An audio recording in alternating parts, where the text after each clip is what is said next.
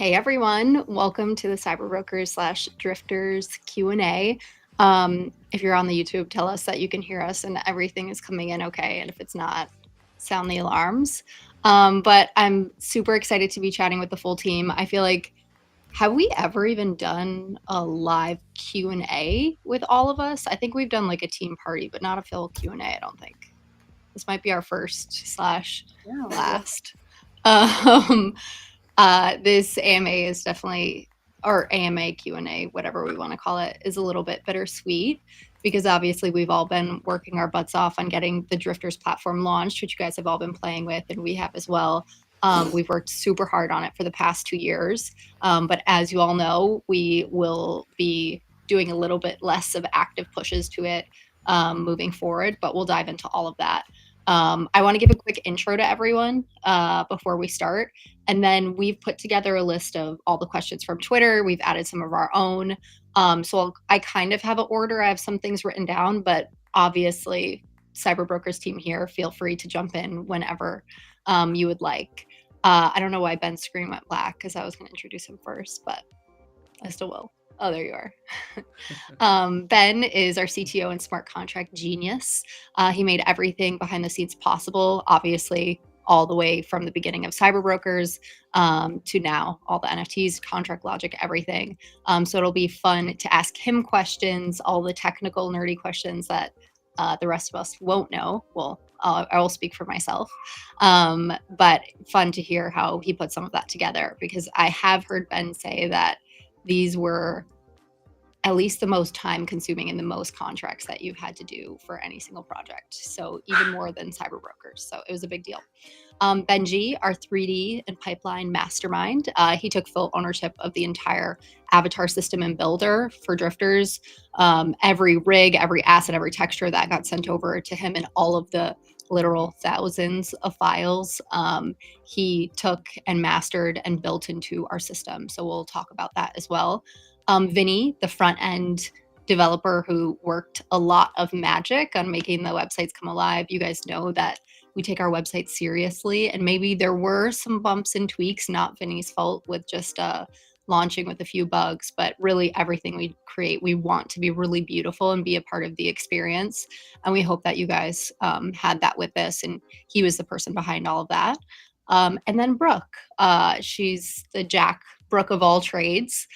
She's been my right-hand man through everything, helped us do crazy amounts of QA creation process with our vendors, and really honestly kept the whole team on track and in line and set goals and dates and made everything happen. So yeah, let's get to it. And you guys on YouTube, if you have anything you want to ask while we're going through all of these, feel free and jump in and I'll read them as they come up. But for now, I'm going to go through the list from Twitter and also internally.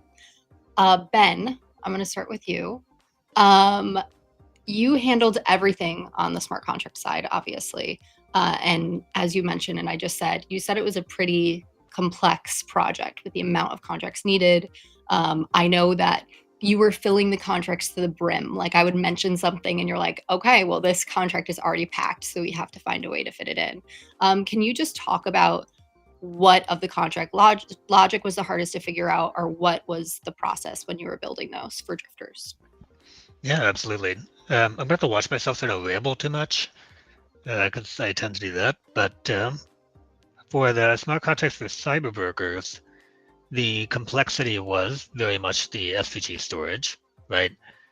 So that was probably the most complex contract I'd ever written. But when it comes to the sheer immensity of a project and how dynamic something must be, this definitely takes the cake.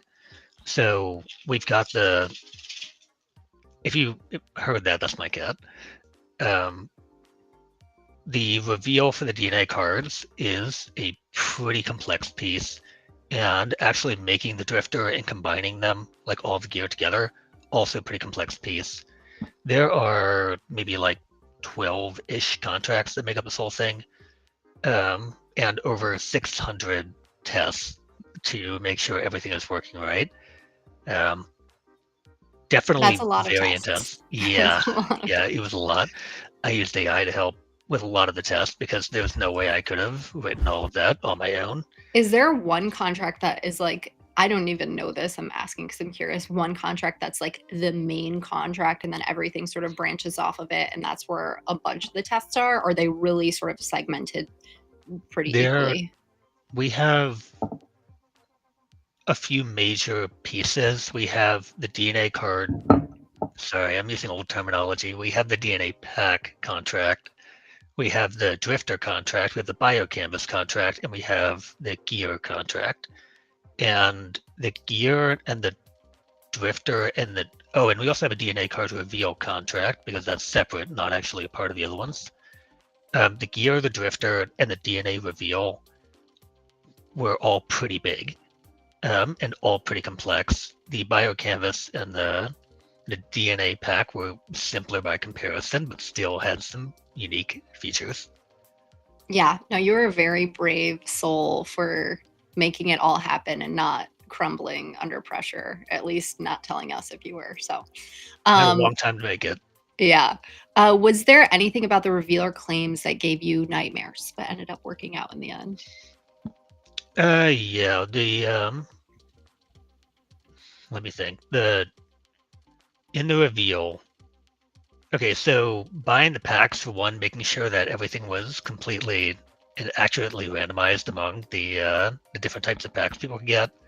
In the reveal, same thing with the gear that you get, because the packs and the gear that you reveal have pretty strict rules. For the packs, we had to do an equal distribution of all of the skin types in the end. So that had to make sure that there was never anything that was ever allocated. The gear was, or the DNA reveal was that, but much heavier because we do a weighted reveal. So if one thing shows up a lot early on, as people are revealing in the earlier side of the reveal process, and they're picking it, it shows up less to make room for other things coming in, as opposed to like a pure random where it could keep showing up and you'll have a huge skew, right? We're trying to make it a fairly even distribution across the board. And then the legendary items are capped at 26. So that put a further constraint on the reveal. My point being, I can go into this like in great detail, but I think that's probably good enough. Yeah, but I do think that's super interesting. And one other tidbit that you guys might have seen on the website but could have also brushed past is that we also put parameters for each pack that we wanted them to have a minimum what felt like could be a full outfit. So a hair, a top, a bottom. So there was an even added extra layer of complexity. Ben is talking about, hey, we've said on our end, this pant should be an epic pair of pants. So he has to do all of the balancing to make sure in the end it ends up being in the epic category. But then also we say that each pack needs a pair of pants. So he has to sort of massage what all of those numbers look like. So it was quite a big task. Yeah, That we could not put this on Ethereum. I mean, that it would be yeah, tens of dollars even now per transaction. It's really nice that we're using Base. yeah. And actually we'll that's part of the next question. What were the positives and negatives of using Base? Would you recommend it to other projects? And you have to be honest. Uh, I, at the end of the day, yes, I would recommend it. There's, for one thing, not a single person has mentioned the cost of transactions, and I think even though it's like on the order of pennies, which for you would expect would still be like, why are we paying pennies for this? I think everybody who has purchased and participated so far is used to spending hundreds of dollars on transactions. So this is like a blessing in disguise. Um, I would definitely recommend Base. It was basically the same as using Ethereum, not very difficult in terms of deployment or complexity. The one thing I would say though is we ran into some issues where, because we had deployed on Base and that is EVM compatible, there were some instances where people were trying to buy the packs and would accidentally send money to a non-existent address on Ethereum. So I had to redeploy the contracts on Ethereum and pull the money out and send it back. So that is a major caveat, I think, that I had not considered before we did this project because it hadn't really occurred to me before. So Thank God you were able to. I remember when that happened. You were able to capture that ETH and send it back. Yeah, thankfully there's a way to do it. If anybody ever runs into that issue and you need some help, message me. But yeah, that was stressful. Okay, 2 more questions for you, and then we move on to Benji. Do you have any launch day horror stories that you can laugh about now? I don't know if it's a horror story, but I can think of one small one. I'm curious what you're gonna say. You go first. For me, it was there were a couple of things because we did need to get a lot of things done a little earlier than we would have liked. There were some things that I had to rush through in the morning of that just happened on deployment. Deployment days always have something surprising. Thankfully, we were only a few minutes late that morning, but yeah, it was like I think I had a list of maybe 10 or 12 things I needed to get done in a 6-hour period, and I got it done 5 minutes before launch. And I was like, yeah, we're ready. We can do this. And then there was a cores issue, and it delayed everything by like 3 minutes. I was like, damn, we were so close to being on time for this. Yeah, no, that's exactly what I was thinking of. Also, I do think it ended up being, at least until we tweeted out, a little bit longer than 3 minutes. And people were like, it's broken, it's broken. And I was like, oh, I love you guys, but you know us. Like, when have we ever shown up exactly on time for anything? It's probably going to be a few minutes. So I'm glad you figured that out. Okay, last question. Why, this is from Twitter. I'm sorry, I forget who asked this. Maybe it was Forge. Why is it not possible to select multiple items in one category? What part of the tech is blocking that? So I think correct me if I'm wrong, whoever asked this if it was Forge, message me later, but I think this is referring to the rings, because people want to go Thanos with the rings. It was because for every project that we had done in the past, and for the UI for this project, for the 3D building, there was just a general rule of it's one item per category because you don't want to have overlaps in that.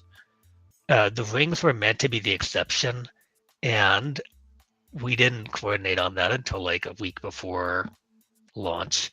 Now, the good news is we have thought of a way to get around it. So hopefully we will be able to do Thanos ring hands pretty soon. But that's what happened there. Yeah, it's going to be a messy way and we still have to test it, but we're hoping. That's kind of like just what happens sometimes when you have like me and Brooke over here on the creative side, like dreaming up the exact thing that we want and not really thinking as much about, like, as deeply. We try our best, but as deeply about the technical side. And then there's one thing like this that slips through, which to be honest, of all of the things that could have slipped through, this was one that was lower on the list of like devastations.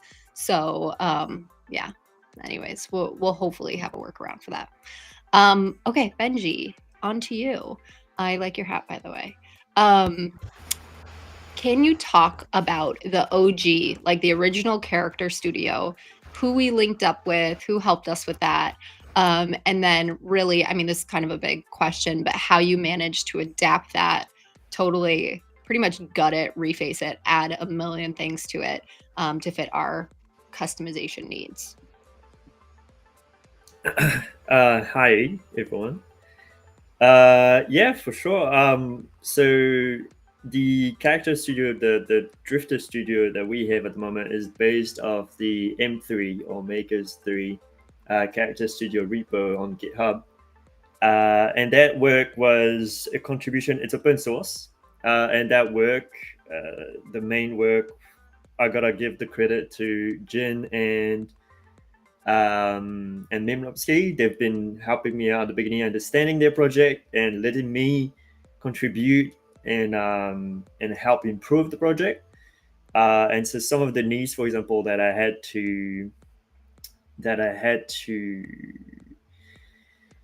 The things I had to work on to address our needs were, for example, the facial traits, being able to change the shape of the nose, the mouth, being able to have tattoos on the body, that kind of thing. Those are things that the character studio did not support and that I implemented. And that's been fun. They've been super helpful with me and with the team, and they're long supporters of the industry and the sphere. So it's been more than a pleasure to work with them. Yeah, it was a really nice full circle. A lot of you guys that have listened to any of the podcasts I've been on, or just talking about the journey into, first of all, NFTs, but then especially things like the metaverse. Like Jin was my gateway person, and I met him at a conference. And he showed me crypto voxels when it was brand new, still black and white. You had to place one block at a time, and really opened my mind to all things metaverse. So it was really nice to be able to use some of the stuff that they have open sourced and used for or been building for so long and advocating for so long. So that was a really nice full circle moment. Benji, you took on basically everything on the 3D side, front future, which I'll talk about when I get to my questions later. I'll talk about the whole process of everything we did with them. But once you got delivered the assets, after they went through the creative and the rigging and all of that, you dealt with everything. What was the most challenging part for you to figure out? Was it what you're talking about, those tattoos and decals and changing facial shapes, or is there anything that you would say was the most difficult? If we're not counting the constant having to upload assets again and again and again for quality assurance, then I would say blend shapes and everything. Yeah. Working on blend shapes is easy because you just activate them, but the hardest part is making sure that when you create the VRM, it's saving those blend shapes into the body, making sure that the values we have are actually deep rooted into the mesh, so that the character actually has the nose that you want. Those, like, the exporting side of things has been the hardest. But yeah, I would definitely say like constantly uploading for quality assurance, making sure that everything looks good, everything is the way we want it to be, has been the hardest, because it's just meticulous. Is that the right word? Meticulous? Yeah, for sure. And to give people an idea of what Benji's talking about. So let's say we have, and we even have more than this, but let's just use the number 500. Let's say we have 500 unique assets. All of our assets have a minimum of 4 files: a male version, a female version, or I should say a high poly male version, a low poly male version, a high poly female, a low poly female. These are all completely different files.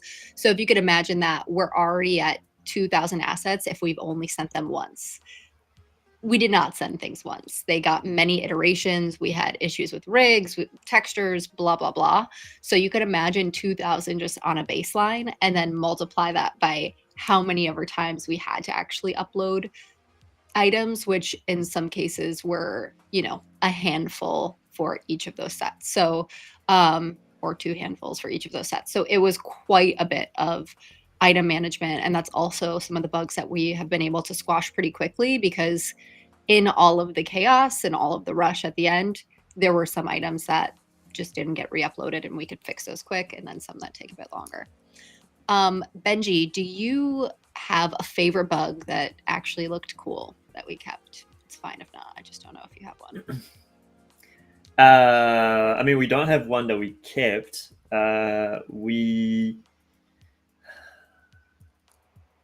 There were a few funny ones at the early stages of development, which were animation related, where if you have the wrong skinning or an animation that's slightly different than what we expect, the VRM or the body would be like, meshed up and everything. It'd be very funny to have it move around like this. I think those are the best ones.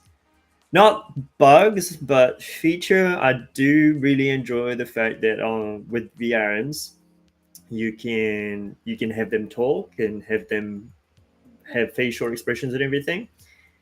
And those are some of the things that we can do on the front end, but haven't implemented. I guess it is something that we'll see if the community wants in the future. But I think those things look super cool, and seeing your drifter, or at least the base mesh, just talk and move around when you want it to move around or follow your mouse, then I think those things are super cool and super sick. Yeah, one of the things Benji implemented, which was actually awesome, but we had to pull it right before for various reasons, was like as soon as you change something on your drifter, they'd make like a shocked face. But the problem was is that like us as we were testing it, and probably you guys too, because you guys are all degens, like we're clicking around fast on things, and then it would take so long for the drifter to settle. And it'd be like you change their nose, and they'd be like, and then you change their hands, they're like, and so it would like go over and over and over, and we're like, okay, Benji, we've got to cut it, or else you can't like see what is actually changing on the face. But it was really fun. Okay, I have two things to add to this though, because it came to mind.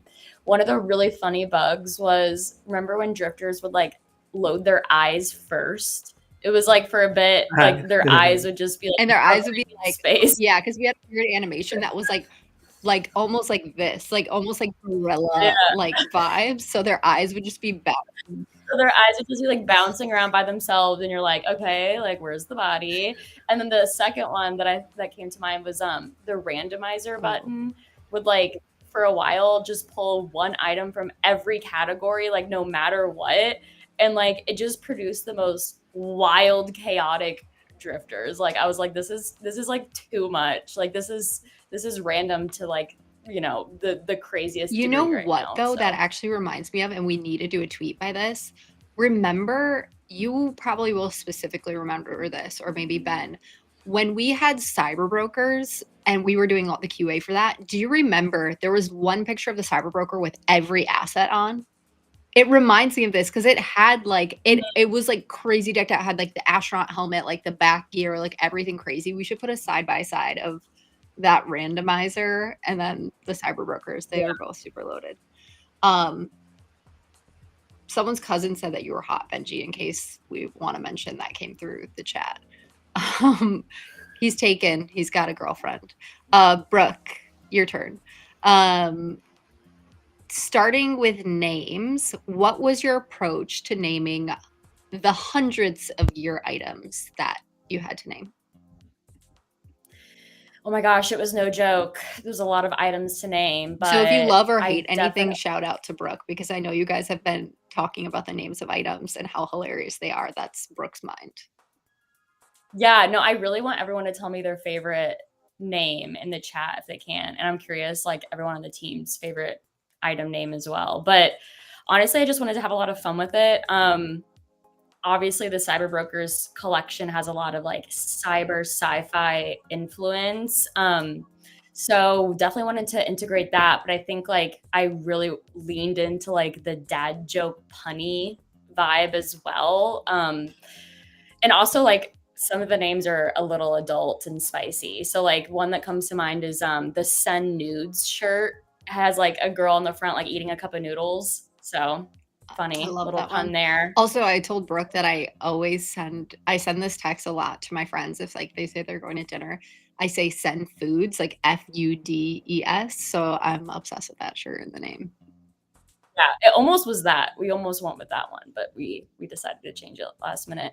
Or just like, you know, for the pun ones, we have like the one that I like a lot is treasure chest, because it's like it is so on the nose with like being a pun that is actually like a real name, because it's a corset with 2 gems like on the chest. Treasure chest, I mean, come on, it's like perfect.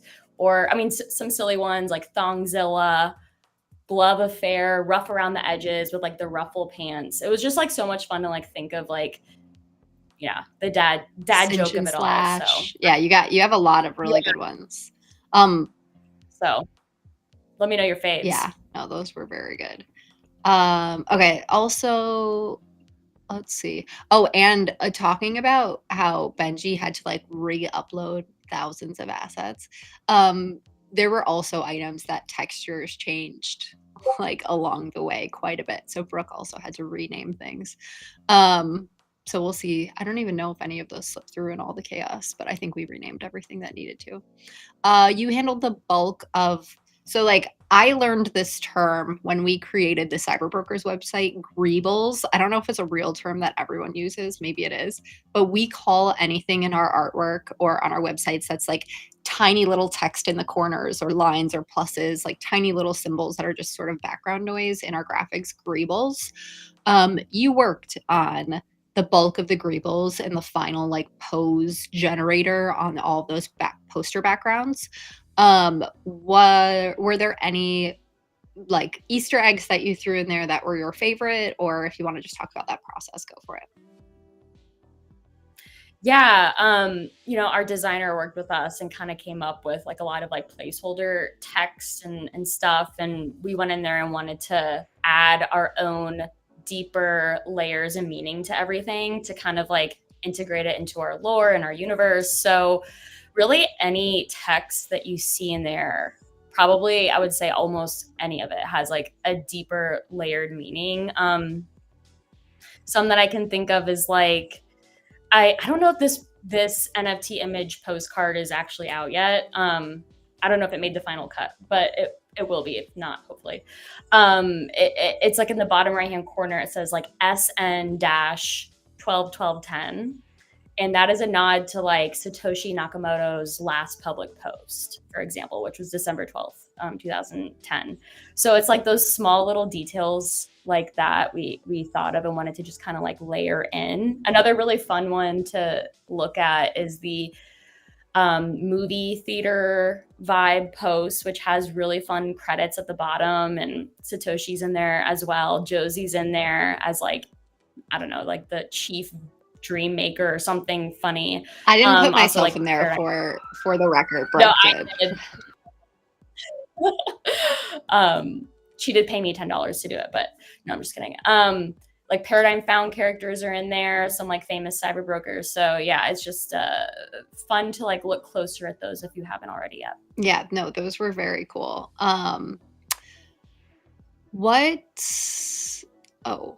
Okay.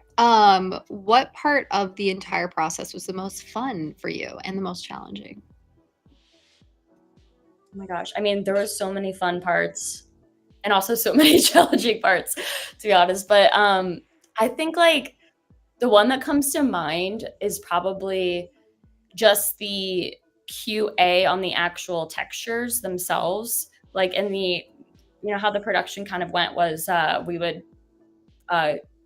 hand over like these hand-drawn images of the textures essentially to our production team at Front Future, and then they would try to replicate them on the actual 3D models, and they would send us back a bunch of renders from like every angle, like front, back, side, up, down, like, and then one of my jobs was to go through and look at the concept image and then look at all the renders and try to match like brushstroke by brushstroke, basically like what the textures are looking like on the models, and like highlight things, circle things, give notes, like even the tiniest detail we would be pretty like strict about. So that was really fun actually, and challenging. So that'll be my answer for both, because like you kind of get into this meditative state, like you blast music, you're just like in the zone, like staring at these images, and like you end up learning so much about like every single image or every single like item from all angles. So yeah, that was a great way to get really familiar with the collection, but also it was challenging just because it's a tedious process and it takes a long time. So like we would, in the morning, Josie and I would wake up and we would look at the Trello and be like, oh, 20 cards are here waiting for us. Yay. And then, hours fly by doing that. But it was also like a good time too. Yeah. And those 20 cards were like 20 full outfits, so like 6 items on each card. So that was the worst one. When we would divide them, I'd be like, dang, I got like 3 outfits in this division. Yeah, no, that was really fun. By the way, some of the favorite names that came through were Coin Munchers, which that is a really, really good name. Main Event, and Perfect Onesie. Perfect Onesie for the cat onesie. Everyone loves a good I know. joke. This maybe, Ben, you'll be able to figure out on the live, but we'll see. Ballistic Banana asked, do you know what percentage of drifters that have been created at the moment have government name versus custom name? So if you have a way to figure that out. I'd have to make a script, but I like that question, so I'll solve it after the fact. All right. Okay, on to you, Vinny. You worked on the entire front end. So a little bit of what we do, we worked with our amazing friends, Asher and Bria, to design the site. They've done a lot of stuff with us. They helped us design Paradigm Found Game, our Paradigm Lost website. We know Asher from when he actually helped us with the CyberBroker website. So has been a big part of designing all that we do website wise. We would dream up with that team what we wanted our sites to feel and look like, and then we would just send everything to Vinny and say make it happen. And was pretty much, obviously Benji and Ben helped in where needed, but was pretty much a one-man team when it came to the front end of everything. What specifically on the Drifters project was the most complex? I'm assuming it was the pose system in the end. If that is the answer, can you tell us a bit about why that was so complex? Yeah, Oh. you guys know was Oh, the, okay. the pose. Yeah, because it took too long to finish, and the complexity was because there's a lot of scenes, variations, colors, and everything should work with the same data structure. So it should be easy to add new in the future. So spend a lot of time thinking about a way to build this. And there's also different proportions. So thinking about this right now, because I finished it, it looks so obvious, but during the process, thinking about the structure was so difficult to think about it, to make it works.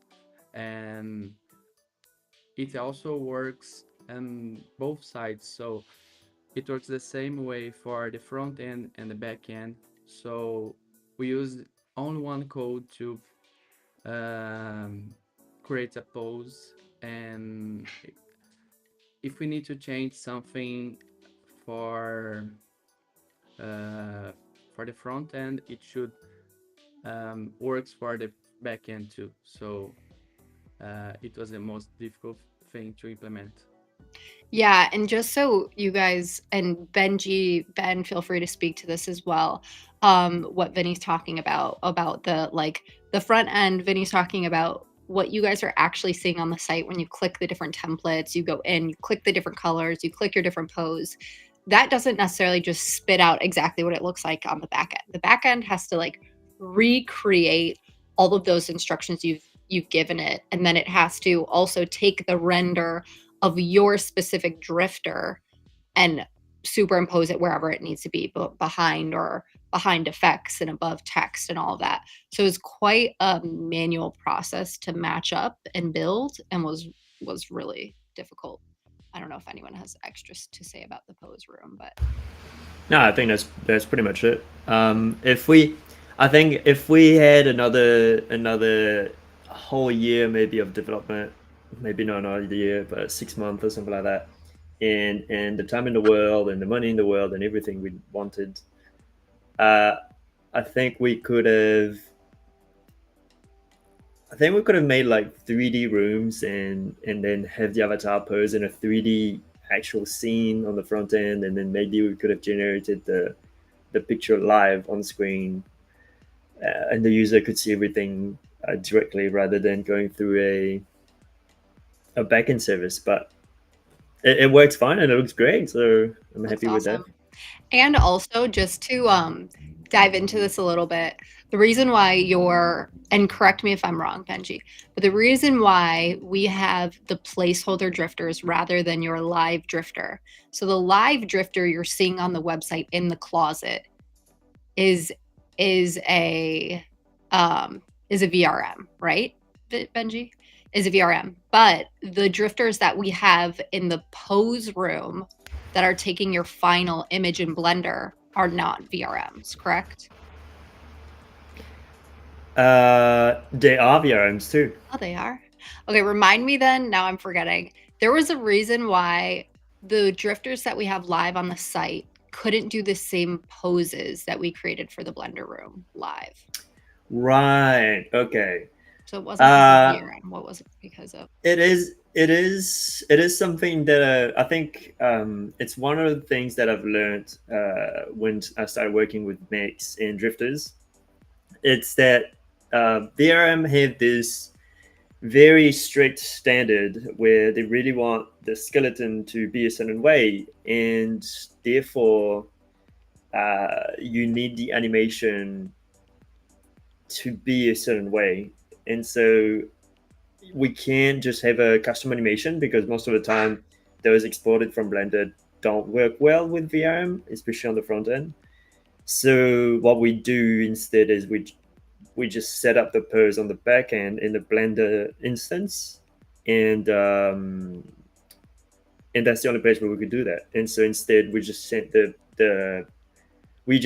the final product to that Blender instance. And so on the front end we just show a placeholder. Yeah. But also, I think a bigger reason was the quality. The quality constraint that we have is up to Josie standards, which are really high. And therefore, even if we wanted to, even if we did have like some sort of like front end screenshot or something like that, it would probably not be to Josie's quality standards, which is fair. And I think Sorry, not sorry. I think we made something. Yeah, exactly. Sorry, not sorry. It's. I think it looked good. I think it looks good. I'm happy with it. It looks really fucking good.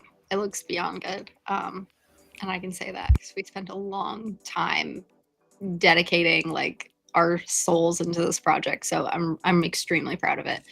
Vinny, last question for you. Is there anything front end related that you learned for the first time while working at CyberBrokers? Yeah, I improved some skills about animation and transitions, and also I learned more about Web3 stuffs. So working close to Ben and Benji, they helped me a lot to understand more about it. So I'm so grateful to work with these awesome guys. Aw, I wish I could put emojis on this, but I don't know how.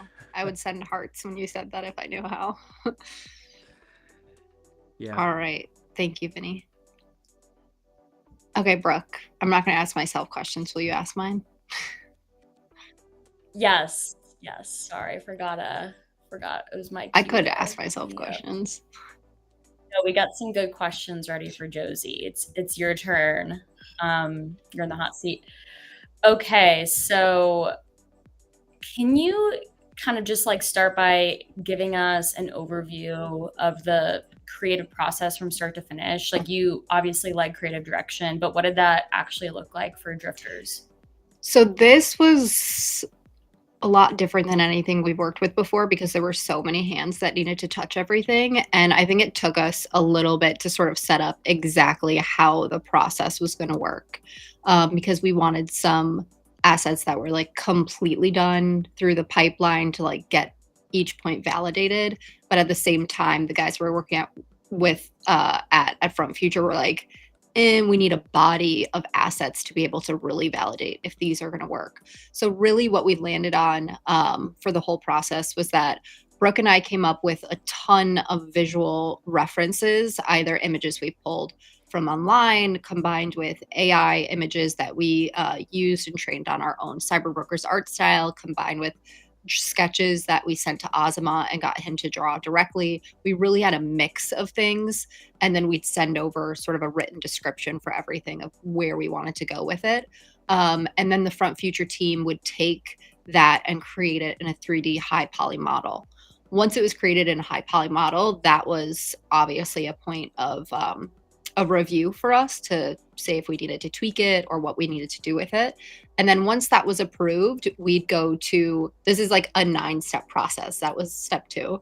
And then once that was approved, the third step would be retopology and UV mapping. So cleaning up the mesh, like cleaning up the 3D assets so that it can be prepared for someone to actually come in hand painted to do the textures on top of it, makes the file lighter and just actually usable. And then the fourth step is texturing, which actually turned out to be quite a difficult step for us. So to dive into that one a little bit, we went from initially saying, hey, here is our guidebook. Here's our style of what the CyberBrokers art style looks like.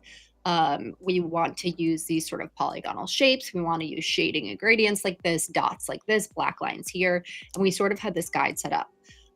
We were working with through the Front Future team, over almost 50 contractors along all these different steps. There were some textures, some 3D modelers, some riggers, etc. So we were hoping that they would look at this guidebook and be able to color these 3D assets that we had already made. We, as Benji said, our standard is like very, very high. And though they did a great job for what they could have, it wasn't matching the style that we wanted it to match. It didn't feel like CyberBrokers yet. So we went to the drawing board and actually started working with our dear friend, and you guys probably know him, James Requa. We met him actually just through the CyberBrokers Discord, and he's an amazing AI engineer. And we had him train a model specifically on our CyberBrokers style and then also on the 3D assets. So he would put in a 3D model and tell the AI to color it from different angles. Of course, the AI would do a pretty good job. Like I'd say it was like, we can show some of those too. I'd say they were like 75% of the way there for most of the cases, but we needed the human to do that 25% of like real translation to make it look very good. But also the AI couldn't take exact directions for what we wanted. We were trying to use the AI just to show where like shadows and highlights and all of the stylization should be, but then we needed the humans to input the colors and the designs. That also didn't turn out how we expected.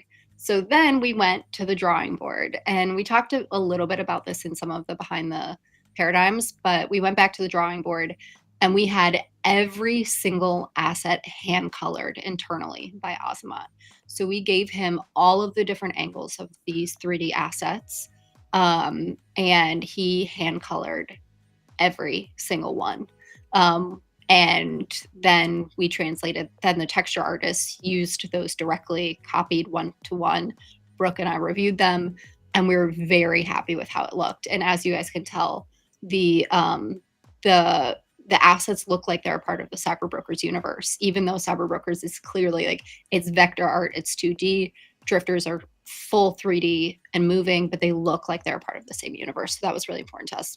Anyways, that was step 4, texturing. I'll whip through the rest of them. 5 was porting the assets from male to female. So the hairs, the beards, the bras, the pants, everything had to be fully fitted from the male and female body. What number was that? 5? 6. I don't know if anyways, I don't know what numbers. Optimization was next. So once we ported, we had to optimize all the files, and we had to make the low poly versions and the high poly versions for male and female. Then rigging was next. We had to fully rig everything, add the bones and the structure to each model so that they would move properly with animations as the avatar is moving. And then last was the layering system. So this was a whole nother very crazy in-depth process, especially with hats fitting with hairs. But the layering process was, now we have all these assets. We have to make sure the bras fit under the shirts fit under the jackets, the pants fit, under the shirts, or if it's a really baggy shirt, like baggy versus tight, where it lays. So really bringing like this 3D, transformation to the next step is making sure that things fit together. We still have a little bit of QA to do with that, but that's a huge just shout out to the Front Future team and Jonas specifically for hand layering all of these assets so that the combinations that you guys can do are pretty endless. Sorry, that was the longest question I think you're going to ask me, but I wanted to get into that whole process.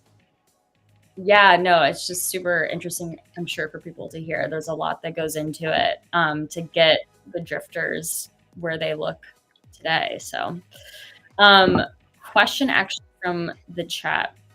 Who dreamt up the wow hammock? So Josie, I don't know if this was me or you that came from one of our Demented Minds, but it could have been just a hybrid. To be honest, Brooke But and I I are will on pretty similar levels of demented. And in some categories, she's a little bit more extreme. And in some categories, I'm a little bit more extreme. So it really could have been from either of us. I'm not sure. Yeah, and honestly, I will say too, like, I feel like you let the boundaries go a little further, like, because I feel like there's been times where I'm like, Josie, like, is this too spicy or is this too, I'm like, not spicy enough. I'm like, no. Like, no, throw it in there, we're doing it, like especially like with the names, like we created like names that weren't allowed or whatever. You're like, let's allow everything, like let's get these names like crazy. Yeah. So who knows? It was probably okay. one of us. This is debate. Is twat a curse word? Because it is not a curse word to me. Okay. And then also another debate. My husband thinks prick is a curse word. And I'm like, that. Well, this YouTube is not going to be monetized. Oh, yeah, not monetizing. That is not a curse word. So I don't know who I'm working with or living with, but these are not curse words in my book. Anyways. Weigh in the chat. What's your vote on twat? Yeah. Tell me if either of those are curse words. Good stuff. Okay, second question for you, Josie. Are there any designs that have a deeper story than most people realize? So I don't know if everyone picked up on this, and kind of an inside thing. I think Carterell, Mike knew because he was our community manager. But years ago in New York, when we did our first really big party, like 3 years ago, it was April 2022 or June 2022. I don't know, some month in New York, when we did our big party, we made these very cool degen kits, which were like, oh, Brooke, you should go grab one right now. Can you, or can you not? You froze. Okay, I think she's grabbing, or yeah, she's grabbing one. So we made these really cool boxes. We redid our logo after this. So they had like our old logo. They had a deck of cards inside of them. We're going to have lighters, rolling papers, and maybe that was it. I don't remember. And the lighters ended up not shipping in time or something crazy. And it was very annoying because I had to go through all this extra customs. And anyways, we didn't end up having these degen kits at the party, but we made this really epic deck of cards with snakes on the background, and the cards, all the cards were custom. So like some had the leftovers on them, some had the chefs on them, and they each had like a male and female, like in half. She'll show you if she goes to grab one, that were very cool. So we ended up using those exact cards and the design, the old logo and everything, and put those on the like hold 'em or fold 'em belt with the poker chips and the cards on it. So I loved that. Then Code Feather, which is like the raven, the black raven that sits on the shoulder. There's a character in Snow Crash named Raven, who had like the nuke strapped to him. So we used that asset as the inspired by our Snow Crashed talent, and that's what that talent got to claim. So I thought that was kind of a cool play on words because his name was Raven in the book, but we did an actual real Raven with the nuke strapped to him. Then there was the Yours Truly shorts, which were kind of courier style, since that's what she was. And then someone found this, I think it was Alan, that Joy had us do the bottom of his shoes with his signature on it, which I loved. And then I took my own inspo from it, and my crypto kicks have my signature on the bottom too, which I don't know if anyone's found yet. And then the A Lot of Money outfit, which there's a lot in there, but the suit and the things that we decided to put on his blazer are either directly from his art or things that he was really fond of. So those were the top that come to mind. Do you have the degen kit? Yes. Okay, so here, I'll remove this post-it note. Here's the degen kit box. It was hard for me to find them because I think we had removed some cards from them to give away. So it's a very cool box. Pretty cool. And then here is what it looks like on the inside. And this is where the lighters were going to go. These are the rolling papers. Those closer to the camera, and you should open are the cards in there? Oh yeah, you should open the cards. And the rolling papers you don't need to open. I think people know what those are. Okay. And then here are the cards in there.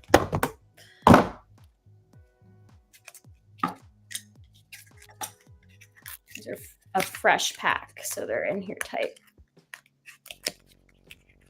You can just fan the inside of them once you get them out, or like the face part of them. There you go. Yeah, so the puzzle masters, the cleanup crew, the yield farmers, they were very, That's pretty sick. yeah, they were very cool. Chefs. So yeah, anyways, we'll take a picture of that, tweet that later. Those are the direct cards that were the design on the Hold'em or Fold'em.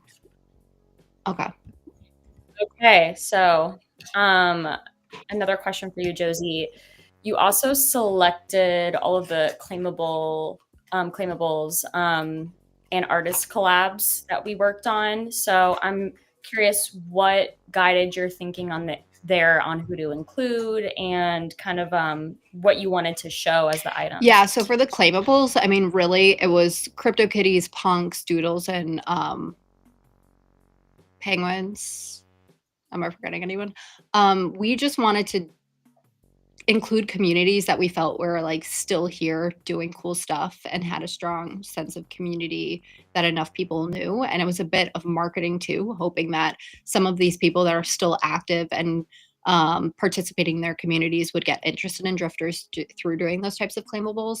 And the artists, honestly, I wish I could have done way more. We did 10. I wish I could have done way more than 10, but we had to cap it just because there were like, we're a 5-man team and there's so much, there was so much to do. And we wanted to do all of the artists that we worked with justice. The artists that we worked with are great friends of mine. There are some artists that we did reach out to work with. Originally, I think we had like 15 slated, that because of other artworks they were working on just couldn't make it line up with their schedule. So we were bummed about that, but we were so happy with how everything turned out in the end, and they're just are like friends and good people. Yeah, for sure. And something I just realized, I was painting something that was black this morning, so that's why if I have any black on my nails, you had a close up. Okay, that's paint, not dirt, and I can prove it. Okay, so another question for you, Josie. Can you share steps with us from the original design to the final outcome, what that looked like, and what input did the artists have in the whole process? And also just like, who do you want to work with in the future if possible? Yeah, so the artist, it depended on the artist. So we sort of set it up for, and this is like, I set it up for how I would want to collab with a project. I said, hey, either if you are into fashion and this sort of thing, I want to sketch something up and let us bring it into our universe with our style, go for it. If you will allow us to take inspiration from your work, like we would be so honored to create something from our imagination. So it was a mix of both of those. We had some artists that were like, we love your style and we think you can do this justice. Like, go for it and show us something and we'll go back and forth and iterate on it. And then we had some artists, which we've tweeted out, Joy's, where he just straight up sent us a sketch and was like, I love this. Would be awesome. And we were like, hell yes, and went for it straight to 3D. So it totally depends on which artist that we were working with. And it was awesome to work with all of them in that type of way. Who would we love to collaborate in the future? There's a lot of people I would love to collaborate with in the future. A lot of artists, a lot of communities. Obviously, it looked a bit different. It's going to look a bit different now moving forward than it would have if things were different. So we just have to still iron out exactly how all of that is going to look. But I know that there will definitely be some thoughtful collaborations that just may be a bit smaller or slower to come out than they would have previously. But I can't really name a specific person because I'm hoping that everyone that already told us, like, right now we don't have enough time for it, will eventually do something with us. And then there are a lot of people that we haven't even reached out to because we didn't have the capacity that I would love to do things with. Sorry, I was on mute. Cool. No Thanks Thanks for going into that. We had a question from Twitter. I'm not sure who asked this, but they were asking if we have any plans for a collaboration with Otherside. So we know some folks at Otherside, and they've reached out and just told us to reach out to get drifters compatible with Otherside, which was awesome, which we're in the process of. So we want to make sure that our avatars can be used directly in Otherside. We have no alpha, or I have no alpha to give about Otherside, knowing exactly what they're going to be launching with. So whatever it is there that they're doing, like drifters is on their radar. Otherside is on our radar, and we want to make sure that it's compatible for when they open their gates. Cool. What would be the time frame for future gear drops? Is it going to be possible to create for users to create their own gear parts, or what does kind of the future look like for that? Like I said before, it's going to look a little different than we had previously planned. So I don't have the exact answer on it yet, but you guys will be the first to know when we do. I can say at minimum that future art that I continue to work on within crypto art, like I always wanted to have a drifter counterpart. That's at minimum, but yes, we do plan to, even if just a bit slower, still allow for collaborations. And also when it comes to people creating their own gear, hell yeah, go for it. That would be freaking awesome. And I don't know if that community really picks up, and there's quite a lot of people creating gear that fits our style guide, makes sense with our collection. There's always stuff that we can chat about. Cool. And just like taking that further too, like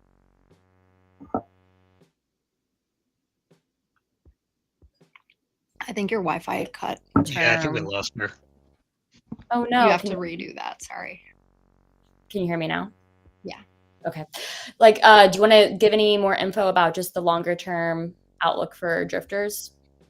Sure. Yeah. I mean, as you guys know, when the tweet that we put out, just talking about where drifters and CyberBrokers is headed in general, like our number one focus was to ensure that we got drifters out there into the world. We weren't going to not release this baby that we've been working on for so many years. And this sort of brings the cyberbroker universe to where we planned for it to be the first day. You know, the main character in our book, or in all the story that we wrote, was a drifter. Like this was always the plan.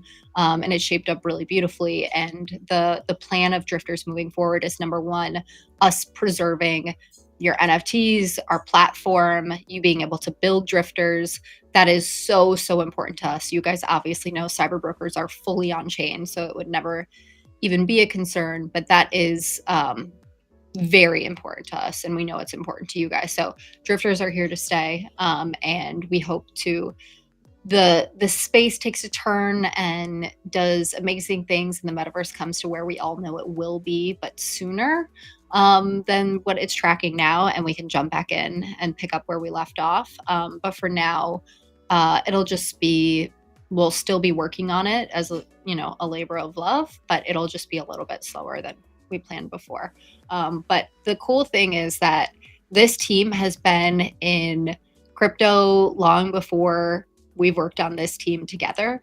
So we're not going anywhere. We're going to be around in the space, and a lot of us have just committed to continuing to make drifters, CyberBrokers, this whole universe continue to thrive just on our own personal level, because we love it. So yeah, I think that's the end of the QA, or not QA, Q&A, AMA. I don't know. Did any other questions come in the background? I don't think so. Oh, that's cool. Show, you were with Brian Brinkman and Colby last night. I'm so jealous. Cool. I don't think there are any questions that came in that we missed. If you have any, pop them in. As kind of closer or wrap up, we can do a little just with all 5 of us here. Do you have one word to describe your drifter experience? We can start with you, Brooke, if you have one. She froze again. Okay, we'll start with you, Benji, if you have one. Are we asking drifter experience as in the development experience and everything, or Yeah, your generally just- experience building Okay. drifters or drifters as a whole. One word.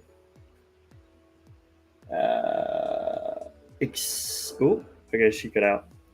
I would say excitement. I think excitement because it's a very ambitious project, and I came in thinking, okay, this is gonna be easy because everything has the same skeleton now. It's not like the mix.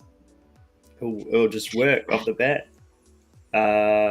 But no, and so as the project went forward, I was just more and more excited to see it come alive. And when we launched, I surprisingly wasn't as scared as for the mix. I was just really excited to have it out there and have people start playing with it.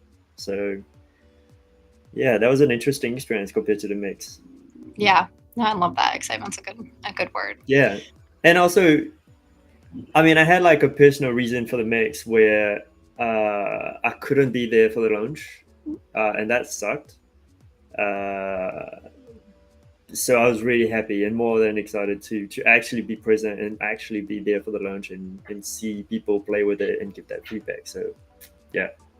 Yeah, no, I love that. That's a good one. Ben, do you have one? Yeah, I'm going to use two words to be one Okay, word. go for it.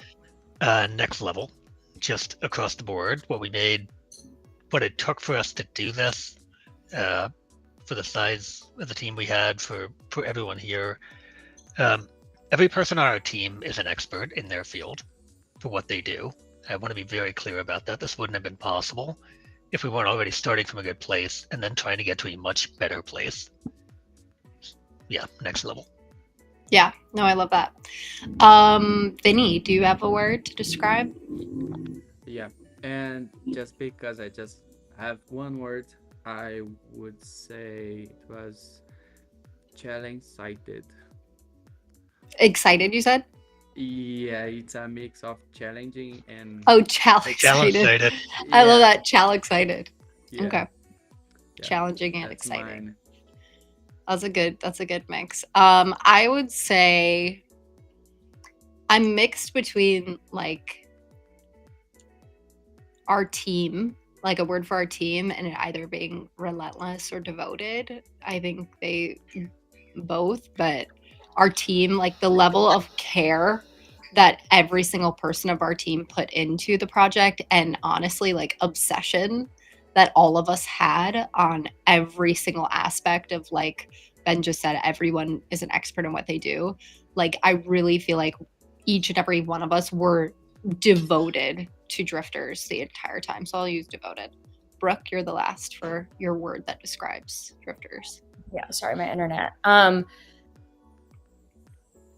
I would say detailed, just because there was so much thought put into almost every single stage and element of the project. And that should be no surprise, working with Josie, that is what we're going to focus on, is just all of the little details that I'm sure a lot of people are like, oh, it's fine. Like, you don't need to worry about that. We don't need to, put too much effort into this. Like, who's going to notice? But Josie really stresses like quality. And I think it really shows through in this project, and just kind of bleeds into the rest of our work as well. We're all very, detail oriented and want to make sure that the vision shows every single piece of work and just overall love that we put into the project. So thanks. I feel like all of our words are similar, different but similar. We all feel the same way about it. Awesome. Also, I saw Carterel, a question came in, how long would the mech creator be available? It'll be available. We are not planning to shut the mech creator down. Like we said, we want to preserve the platforms and everything we've built for you guys. So yeah, no plans to be shutting the mech creator down. Okay. Lastly, Ben, I would love for you to just, if you can share screen and show the gallery view of the Drifters OpenSea page, and just so we can show off some of the stuff that you guys have already built. And then while we do that, if there's, I'm not going to call on anyone specific, but if there's anything that you guys want to say that you will to the community, or anything about everything we built and the team, go for it. Kind of open platform. You can give your sales pitch if you need a new job.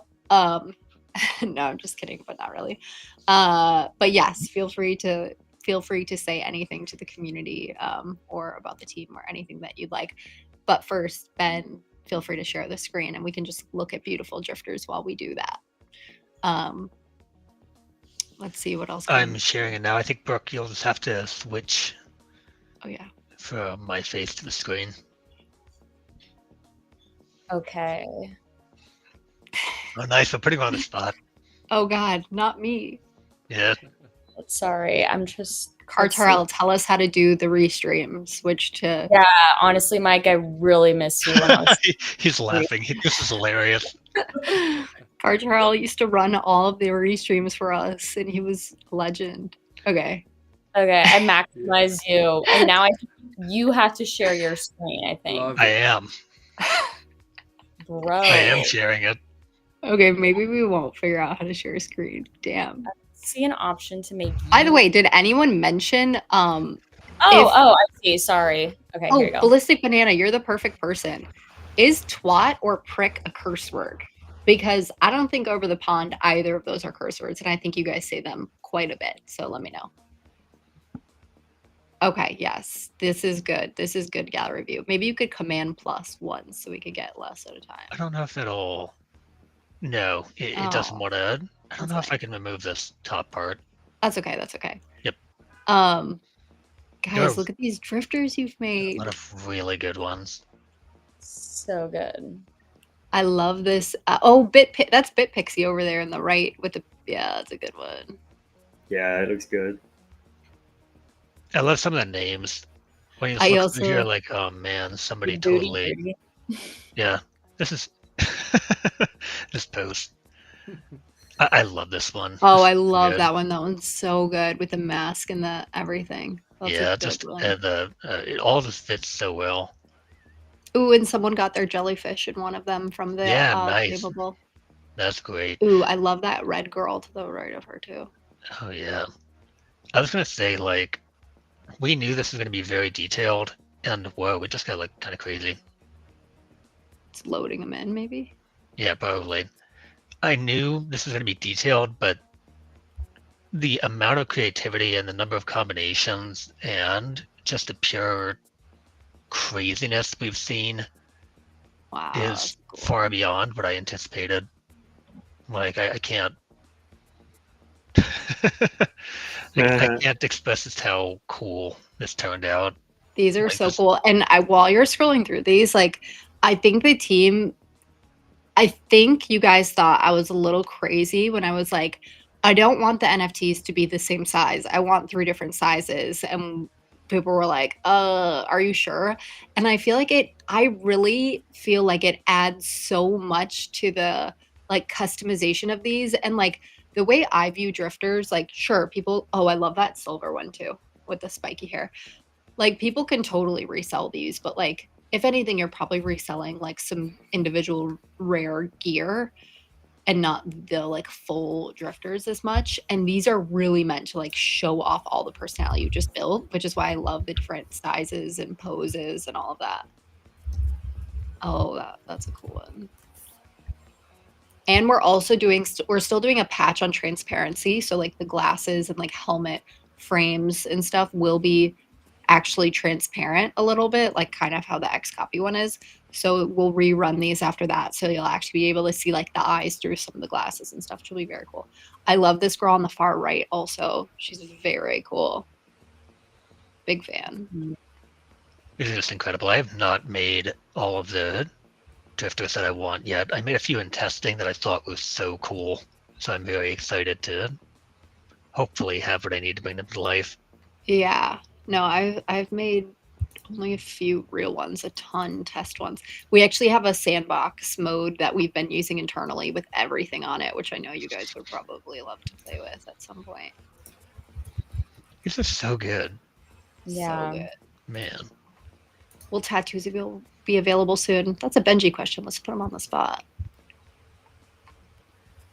Yeah, I'm actually working on them right now. Nice. Literally on the call. So who knows? They might be up before we finish. Just kidding. So interesting to see like Maybe or gear items are like most often used, or just like how they're being used, I guess. Like Mhm. I don't know. I just never thought that, you know, the really tiny nose, like I think we called it the anime nose, like that one is being used a lot. And I thought that that would kind of be more of like a, you know, a special case one, but Yeah. it's just, Yeah, no, it's cool. do you have a favorite item? Oh, I like that that pink background one. I haven't seen that one yet with a hand reaching out, the Rosie Nova skin. Yeah, this is That's really neat. very cool. Yeah. Love that. It's very simple, but still very good. Sorry, Benji, you asked something? I Favorite asked item. what your favorite item was. That's so hard. From each Mine is category. Mine is the feathers, the cape. Oh yeah, I remember that being yours. You love that one. I also, people were saying that the Enigma skin should have been Enigma Aura should have been more rare because people really love that one. And it's funny because though I love that one as well, it was such a hassle to get that one right and went through so many iterations that by the end I was like, I'm so over this skin. But now looking at it again in its final form, I'm like, damn, maybe that one should have been more rare. But I do really like that skin. I love the orchid skin. Floral haze. So rare. I mean, there's only going to be maximum 26 of those, and I think only a handful have been minted. That one's going to be very rare. Well, this was awesome. I haven't seen any final questions come in besides the tattoos, which we just answered. Mr. C said James Halliday would be proud of what you guys have built. It's legendary, and those who don't know will. Just a matter of timing. That was super kind, Mr. C. Thank you. And I'm hearing that twat's a term of endearment, not a curse word. I know Ballistic B said twat and prick can be if said in anger, that they can be curse words, but I just really don't think those are curse words. Like a curse word, like they just don't fit in the category for me, but maybe an angry word, not a curse word.